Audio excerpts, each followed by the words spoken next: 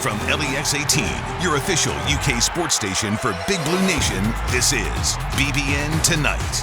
Presented by Central Bank, the official bank of UK Athletics. Welcome to BBN Tonight. I'm Josh Berrien. And I'm Keith Farmer. Tonight, we turn our attention to the Kentucky defense as spring football practice resumes. We have exclusive interviews with Mark Stoops and Josh Paschal. Plus, we'll chat with UK volleyball star Gabby Curry and future BBN Tonight co-host Anna Tarullo. After breaking for a day, the Kentucky football team is back at spring practice. We take a look at the defense in tonight's Big Blue story presented by Baptist Health. Brad White's squad lost some big names to the NFL draft, but he's excited about his returners, especially the safeties and especially Vito Tisdale. We're going to rotate. We've got Vito and Joel, in that sort of that medium position out there. D-Rob plays that as well. We're also rotating some of those older safeties, so they know the medium spot. So, again, you talk about broadening what Yusuf Corker and Ty Asian can do. We're trying to give them access to every position because it's going to make them better at their primary position. Keith, just your early thoughts right now on the UK defense heading into next season. Hey, I'm excited. I mean, everybody's talking offense, but you're talking about they do have some guys, especially if they can fill some of those holes along the D-line and the linebacker position. He's right. The safeties are going to be a lot of fun to watch here.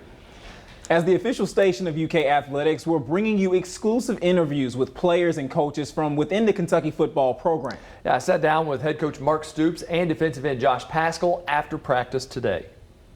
Well, Coach, what have you seen in the first two practices?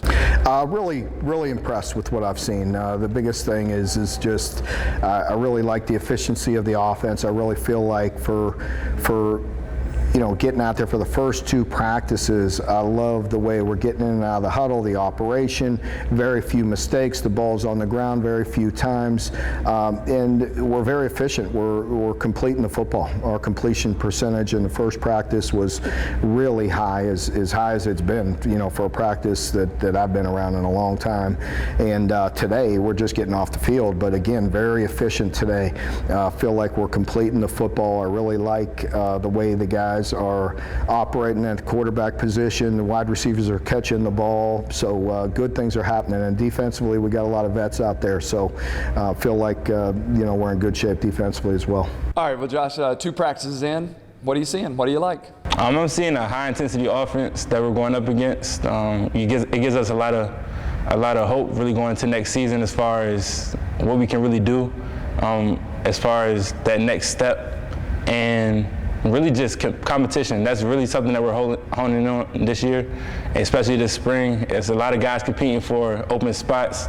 The offense has a whole new coaching staff, so of course they're competing for jobs as well.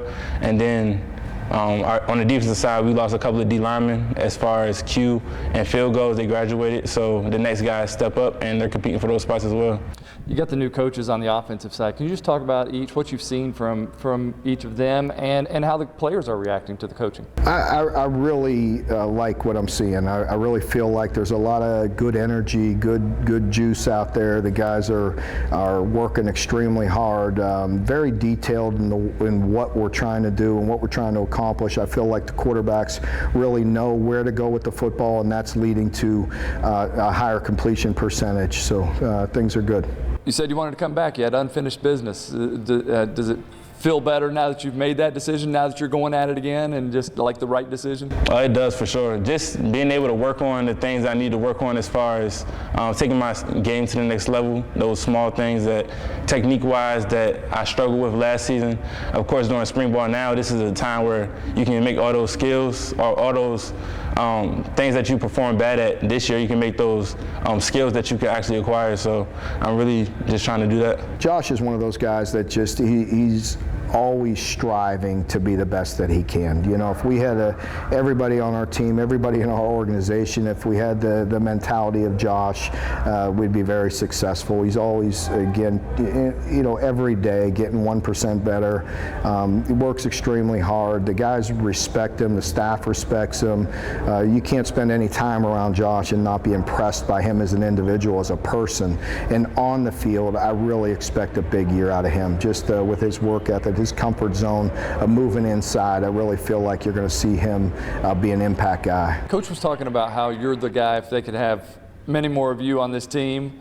Do you know that, A? And B, does that put a little more pressure on you to kind of be out there on the field every day, you know, pumping the team up, which I'm sure you do anyway? Yeah, I mean, it really just comes down to the guys that I'm around, to be honest. Just being around them and being able to lead them, it makes everything so much easier because they're selfless, they listen, and they're really coachable. So I feel like just being able to lead these guys is a blessing, and it really just comes naturally.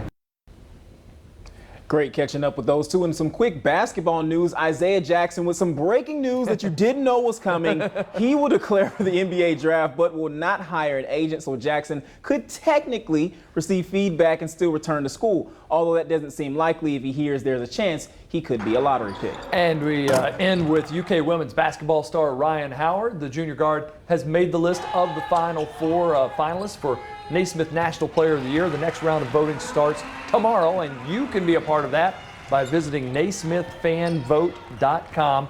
The winner will be announced on April 3rd. The UK volleyball team is gearing up for a big weekend as the Cats will take on number 7 Florida on the road. Senior libero Gabby Curry talks about the squad's expectations moving forward. That's next on BBN Tonight.